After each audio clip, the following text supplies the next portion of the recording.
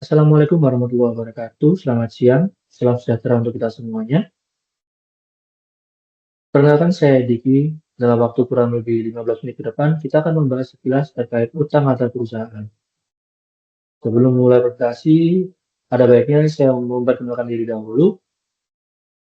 Baik, nama saya adalah Legina Riki Fernando. Saya kelahiran 2 Desember tahun 1994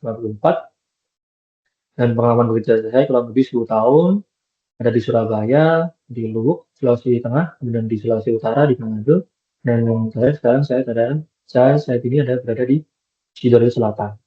Dan dapat dihubungi pada alamat korespondensi email saya yaitu di liginadikifernando@gmail.com. Baik, tanpa berlama-lama lagi, yang akan kita bahas dalam presentasi kali ini adalah yang pertama pendahuluan yaitu latar belakang dan tujuan dan rumusan masalah. Kemudian kita masuk ke pembahasan itu pengertian utang, kemudian pengaruh utang terhadap profitabilitas dan nilai perusahaan, dan manfaat dan risiko dari utang. Kemudian diakhiri dengan contoh kasus, dan yang terakhir kita tutup dengan kesimpulan dan saran. Baik, yang pertama pendahuluan yaitu latar belakang apa sih tentang latar perusahaan itu.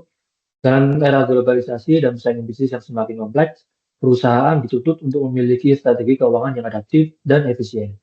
Salah satu instrumen paling penting dalam strategi tersebut adalah utang antar perusahaan, yang mencakup berbagai bentuk kewajiban finansial antara dua entitas bisnis, baik dalam satu grup maupun antar perusahaan independen. Utang antar perusahaan bukan hanya sekedar alat untuk memenuhi kebutuhan likuiditas, tapi juga menjadi bagian dari manajemen modal kerja, pembiayaan investasi, dan pengoptimalan struktur modal. Dalam praktiknya, perusahaan menggunakan utang untuk mempercepat ekspansi, meningkatkan kapasitas produksi, atau menyeimbangkan arus kas. Hal ini sejalan dengan teori struktur modal yang menyatakan bahwa kombinasi antara utang dan likuiditas dapat mempengaruhi nilai suatu perusahaan. Kemudian, namun penggunaan utang juga membawa konsekuensi yang signifikan. Jika tidak dikelola dengan baik, utang dapat menimbulkan tekanan finansial, menurunkan profitabilitas, dan bahkan menyebabkan kebangkrutan. Di sisi lain, utang antar perusahaan juga memiliki potensi strategis, terutama dalam konteks grup usaha. Pinjaman dari induk ke anak perusahaan atau antara anak perusahaan dapat memperkuat sinergi internal dan efisiensi alokasi sumber daya. Oleh karena itu, pemahaman yang komprehensif mengenai konsep, jenis, manfaat, dan risiko utang antar perusahaan menjadi sangat penting bagi manajemen, investor, dan pemangku kepentingan lainnya. Tujuan dari presentasi ini adalah yaitu menjelaskan konsep dasar utang antar perusahaan, kemudian menganalisis dampak utang terhadap kinerja keuangan dan nilai perusahaan, dan yang terakhir adalah mengidentifikasi manfaat dan risiko penggunaan utang dalam strategi koperasi. Disusunlah rumusan masalah, yaitu apa sih yang dimaksud dengan utang perusahaan, kemudian bagaimana pengaruh utang terhadap profitabilitas dan nilai perusahaan, dan yang ketiga adalah apa saja manfaat dan risiko dari penggunaan utang sebagai sumber pembiayaan. Kita akan masuk ke pembahasan. Yang pertama adalah pengertian utang antar perusahaan. Apa sih utang antar perusahaan itu? Utang antar perusahaan adalah bentuk kewajiban finansial yang timbul dari transaksi atau hubungan bisnis antara dua entitas perusahaan, baik yang berada dalam satu grup usaha maupun antar perusahaan independen. Utang ini dapat berbentuk pinjaman langsung, pembelian barang atau jasa secara kredit, atau melalui instrumen keuangan properti seperti obligasi dan surat utang jangka menengah. Karakteristik dari utang antar perusahaan adalah yang pertama bersifat kontraktual atau terdapat perjanjian tertulis mengenai jumlah, jangka waktu, bunga, dan mekanisme pelunasan. Kemudian ada tujuan pembiayaan, digunakan untuk mendanai operasional, investasi, atau kebutuhan modal kerja. Yang terakhir adalah adanya hubungan bisnis atau kepemilikan. Bisa terjadi antara perusahaan yang memiliki hubungan afiliasi, misalnya induk atau anak perusahaan, atau antar perusahaan yang menjalin kerjasama komersial. Jenis-jenis utang antar perusahaan yang pertama adalah utang dagang, kemudian yang kedua pinjam grup, yang ketiga utang jangka pendek dan utang jangka panjang, dan yang terakhir adalah utang konversi. Dan pengaruh utang terhadap profitabilitas dan nilai perusahaan adalah pengaruhnya sangat kompleks dan tergantung pada struktur modal serta efisiensi pengelolaan utang. Penelitian yang dilakukan oleh Hanifah pada tahun 2022 menunjukkan bahwa struktur modal yang didominasi oleh utang dapat menurunkan profitabilitas perusahaan jika tidak diimbangi dengan pengelolaan yang baik. Hal ini disebabkan oleh beban bunga yang harus ditanggung yang dapat mengurangi laba bersih. Lebih lanjut, penelitian oleh Johanna et al. Pada tahun 2022 mengungkapkan bahwa kebijakan utang memiliki pengaruh negatif signifikan terhadap nilai perusahaan, terutama pada sektor properti di Indonesia.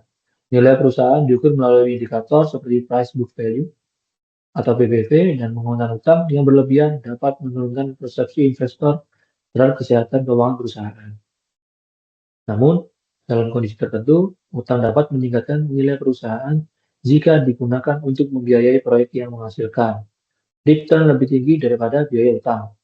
Oleh karena itu, manajemen utang yang bijak menjadi kunci dalam menjaga keseimbangan antara risiko dan keuntungan.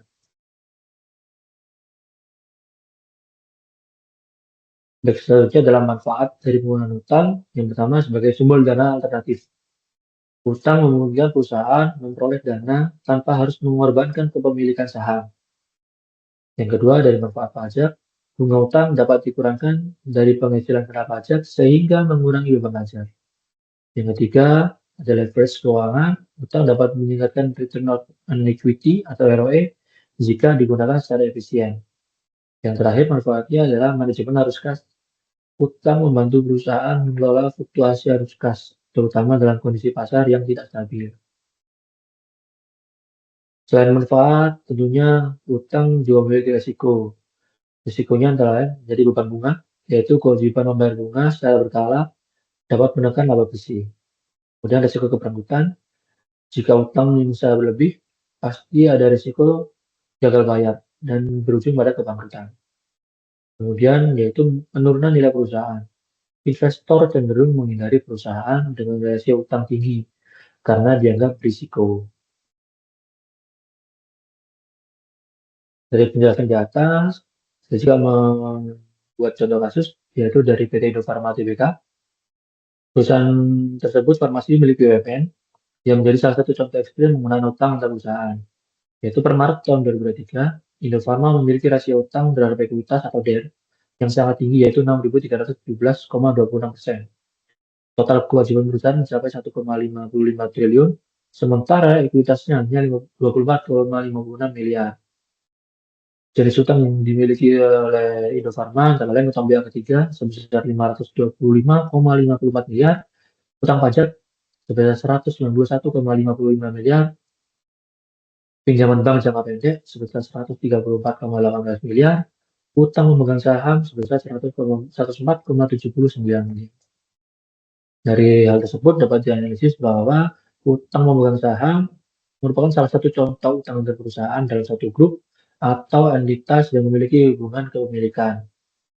Dalam kasus PT Indofarma, utang ini bisa berasal dari induk usaha atau entitas afiliasi yang memberikan pinjaman untuk menopang operasional. Namun, tingginya DER menunjukkan bahwa struktur modal ini sangat tidak sehat dan risiko gagal bayar sangat tinggi.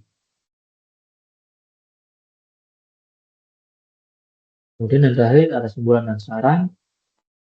Dari penjelasan di atas dan contoh kasus sebelumnya, oleh PT Indofarma dapat diambil kesimpulan bahwa utang antar perusahaan merupakan instrumen penting dalam strategi keuangan korporasi. Meskipun memiliki manfaat seperti peningkatan leverage dan efisiensi pajak, utang juga membawa risiko terhadap profitabilitas dan stabilitas keuangan. Oleh karena itu, perusahaan perlu melakukan analisis yang mendalam sebelum mengambil keputusan pembiayaan melalui utang. Saya juga memberikan dari penelitian di atas dapat memberikan saran pada setiap perusahaan disarankan untuk yang pertama melakukan evaluasi berkala terhadap struktur utang dan kemampuan pembayaran. Kemudian yang kedua, mengintegrasikan analisis risiko dalam setiap keputusan pembiayaan. Yang ketiga, mengoptimalkan penggunaan utang dengan mempertimbangkan kondisi pasar dan strategi jangka panjang. Baik, sekian dari presentasi saya. Saya ucapkan terima kasih atas perhatiannya. Saya mohon maaf apabila ada salah kata. Dan saya juga mengucapkan terima kasih kepada Ibu Mutiara selaku dosen pengaku akuntansi keuangan lanjutan 1. Semoga dari hasil prestasi ini dapat memberikan nilai yang maksimal dan dapat bermanfaat bagi kita semua, terutama bagi diri saya sendiri. Baik, sekian. Assalamualaikum warahmatullahi wabarakatuh. Selamat siang.